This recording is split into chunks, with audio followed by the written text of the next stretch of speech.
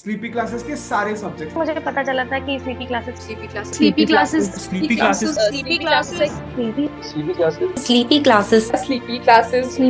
मेरा स्लीपी के साथ इंटरेक्शन हुआ। Sleepy classes I completely relied on your channel. सिर्फ स्लीपी की वीडियोस भी देखी हैं। Sleepy classes sleepy classes is one of those मतलब इंस्टीट्यूशन जहाँ पे सभी टीचर अच्छे हैं। हेलो, जय हिंद। मेरा नाम डॉक्टर रितिका आइमा है and I've secured All India Rank 33 in UPSC CSE 2023. Before that, I had secured All India Rank 186 in UPSC CSE 2022. मैं देहरादून उत्तराखंड की निवासी हूँ and most of my schooling has been there only from Brightland School. My graduation subject was MBBS that I did from Government Medical College, Haldwani in Uttarakhand. This was my third attempt at UPSC. In all three attempts, I had reached mains as well as interview stage. And what I have realized is that UPSC mein mains is probably the most important part because that is what ensures whether you will be in the list or not. So today I'll try to talk about my main strategy and specifically the strategy for general studies where I was able to score over 400 marks every single time. And interestingly, my preparation was from at home itself. So this would be one of those videos where you can get an at-home strategy regarding the UPSC mains preparation. So let me tell you how I started preparing. तो when I started preparing it was 2020 जब Covid के lockdowns लगे हुए थे. तो उस time पे वैसे भी going to a coaching institute or going to Delhi was something that people were not doing. तो I was not sure कि घर पे पढ़ाई हो पाएगी या नहीं. But nonetheless there was no other option. तो I started preparing. I started with the basics. NCERTs हो गई, सारी बुक्स ऑनलाइन मंगा ली और जो सारे टॉपर रिकमेंडेशंस होती हैं वहाँ से देख देख के I also prepared a list and किताबें घर पे ले आई. I started reading those books तो समझ में सब आ रहा था but somehow you know there is a very long gap between school and when you start preparing for UPSC. तो जो टच होता है ना with the subjects that was kind of lost. तो हिस्ट्री, ज्योग्राफी सब समझ में आ रहे हैं बट उनमें इतना इंटरेस्ट नहीं आ रहा है for some reason. So then I started watching YouTube videos about it. वहाँ मैंने realize किया कि lot of coaching institutes and even freelance teachers individually जो है they had started putting videos for UPSC preparation. तो वहाँ से I started to read on my own and then you know साथ साथ videos देखना भी start कर दिया. The best thing about this was that almost all of the content is freely available either on YouTube or for that matter various institutions have given that written material also online. जैसे दृष्टि है, Insights was there. तो वहाँ पे proper ऐसे notes जैसे बने हुए I could find.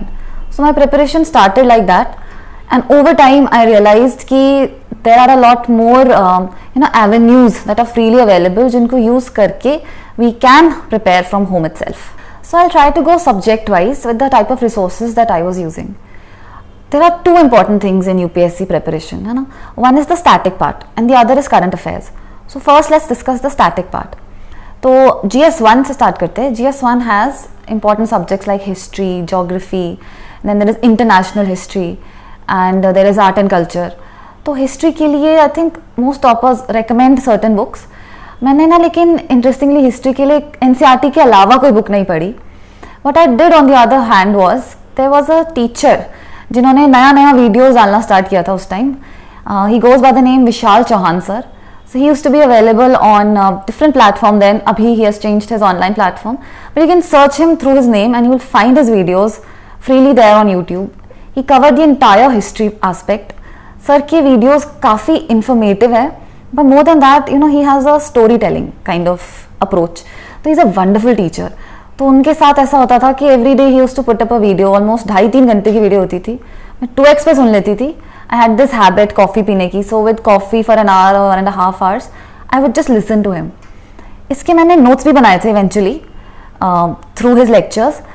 But what was more important was history की एक स्टोरी, एक टाइमलाइन के साथ जो है ना through sir's videos that got etched in my mind. तो when you write answers you not just able to write points but you are also able to critically analyse which is very important in UPSC. तो सिर्फ books पढ़ने से नहीं होता. कई बारी teacher को सुनना और डिफरेंट पर्सपेक्टिव सुनना in a narrative form also helps a lot. Then history के लिए there another very famous teacher on YouTube doctor Mahipal Singh Rathore. तो उनके भी काफ़ी वीडियोज़ देखे थे मैंने. There's a difference between these two teachers and आपको जो पसंद आता है you should select that. Mahipal sir की जो है स्ट्रैटेजी, इसमें स्टोरी टेलिंग थोड़ी कम है and the videos are much more focused towards exam perspective. तो डेट्स पे ज़्यादा एम्फोसिस होगा या you know small little things जिनसे MCQ बन सकते हैं, that are more there in the facts जिसे कहते हैं ना, they are more in Mahipal sir's videos. But Vishal sir जो है वो स्टोरी टेलिंग कराते हैं, little longer videos I'd say. But if you can get used to his way of teaching, then no teacher is better than him. ऐसे ही मैंने art and culture के videos भी जो है विशाल सर के ही देखे थे. मैंने नितिन सिंघानिया पढ़ी थी for the same. Nitin Singhania is a wonderful book. उसमें काफ़ी सारे पिक्चर्स हैं, डायग्राम्स हैं and you can mark in the book itself. Revise करने के लिए भी it is very easy. But if you are somebody who you have time, आपके पास 1.5 year है, then you should try to study these subjects with a little bit more depth. Because उससे एक interest बन जाएगा ना. That interest is important when we study current affairs. क्योंकि current affairs के वक्त ना it gets very boring. Same नाम आते हैं, कभी कोई टेम्पल न्यूज़ में आ जाता है, तो आपका वो जो एक लिंकेज बन जाता है to connect static with current affair, that will only happen when you have some interest in the static portion also. So interest लेके पढ़ते हैं तो फिर the journey becomes very enjoyable and this could be a very long journey for many of us. So it is important कि कुछ ऐसा तरीका ढूंढ लो पढ़ाई का which keeps you engaged in the process. कभी अगर पढ़ाई burden लगने लगे ना, then you have to change the way you study. So next subject is geography. Geography में मैंने बड़ी standard books पढ़ी थी. NCERT was there, GC Leong was there, and एक और book आती थी Indian Geography for Civil Services करके. But geography में ना concepts काफ़ी important होते हैं, तो for a long time I could not understand those concepts. So I found this great teacher online, Dr. Shraddha करके हैं. She was there on Sleepy Classes.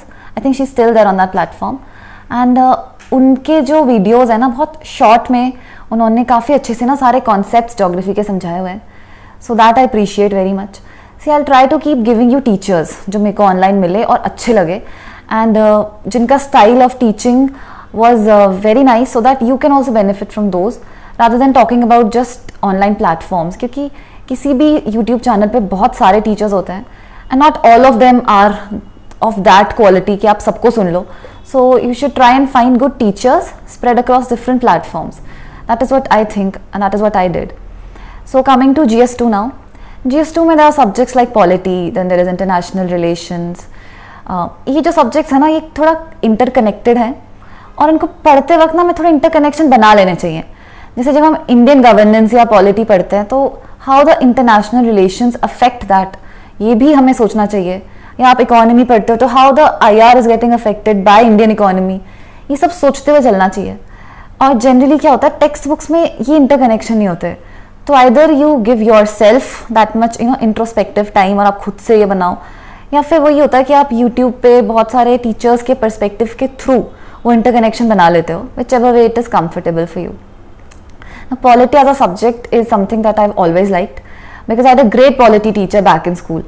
तो schooling भी important होती है. School में teachers का जो role होता है that I think is very important in developing interest. I was always interested in the subject because of that. तो I studied a textbook only for that, है ना. लक्ष्मीकांत है, वो मैंने काफ़ी अच्छे से कर ली थी 2-3 बार और मेरे को समझ भी अच्छे से आ गई थी in the sense that you can start writing answers directly after you read Laxmikant. There's a teacher here, Ayush Raina करके. सर के वीडियोस मैंने 2 साल देखे हैं पॉलिटी के. 50 मोस्ट इंपॉर्टेंट टॉपिक्स करके सर के वीडियोस थे. देन आंसर राइटिंग सर कराते हैं तो उसमें पॉलिटी वाला जो है वो काफ़ी अच्छा बताते हैं. And how to integrate that with current affairs, that I learn through his videos. Then बहुत सारे लैंडमार्क जजमेंट्स होते हैं which you will not find per se in books, वो करंट अफेयर्स के थ्रू हमें नोट करने पड़ते हैं.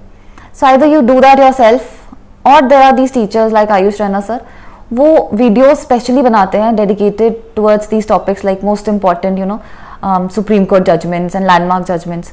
तो वहाँ से आप 1-2 घंटे बैठ जाओ और उसको अपने नोट्स में लिख लो, तो you will be able to use those judgments in various answers.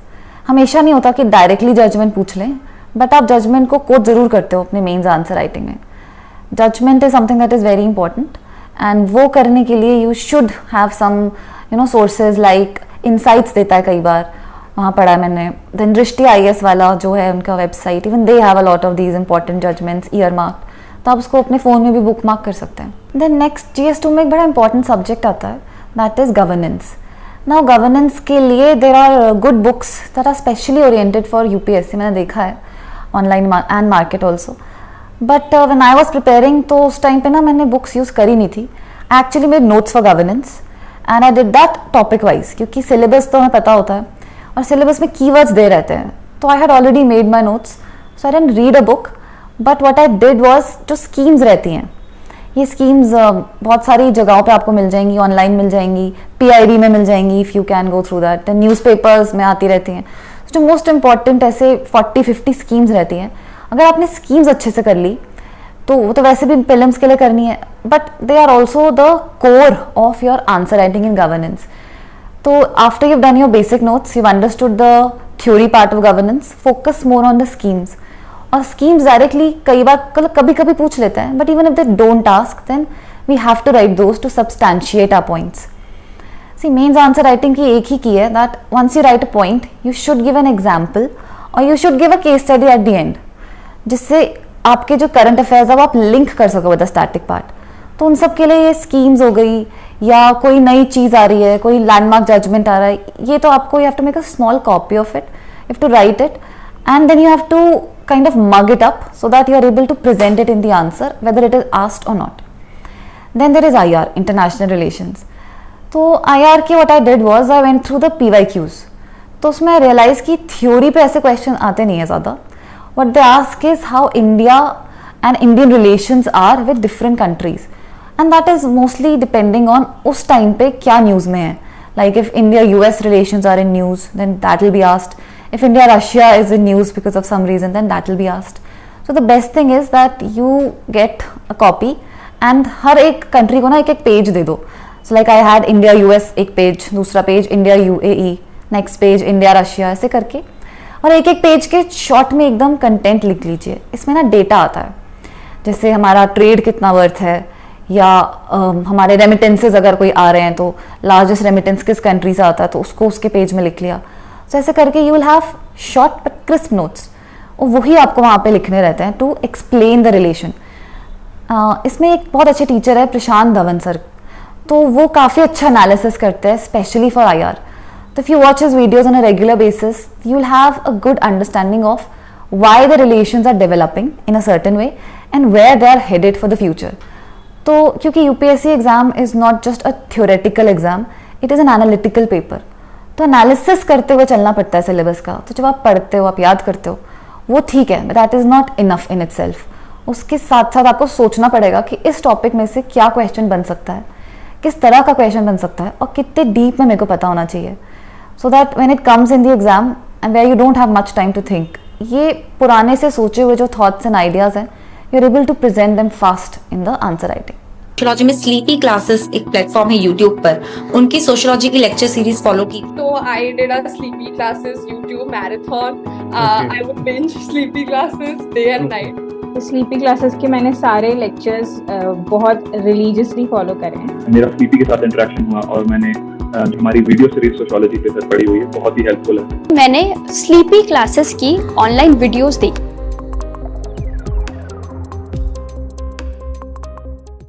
Next let's talk about GS3. GS3 में कुछ इंपॉर्टेंट पेपर्स हैं like Indian economy.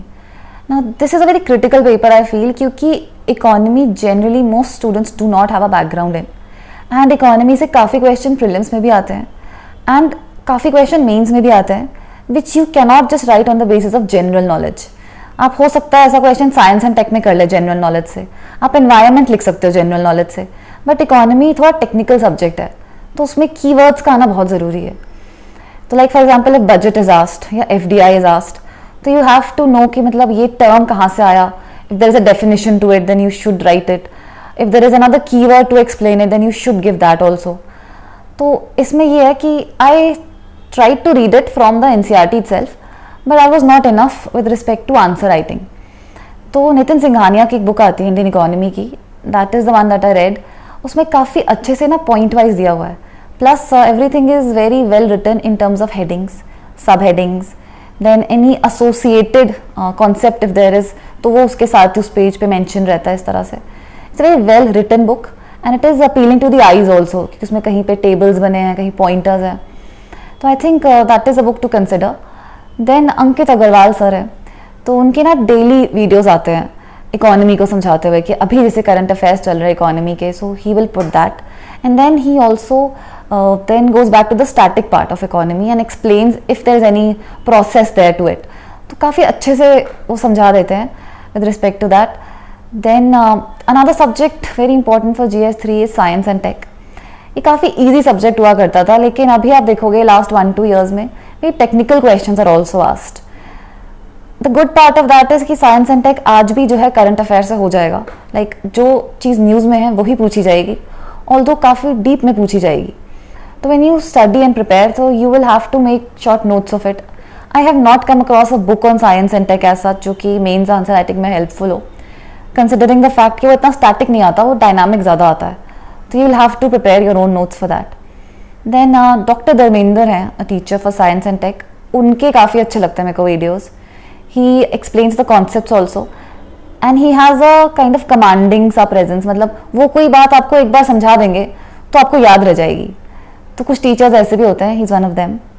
Then there is disaster management and environment.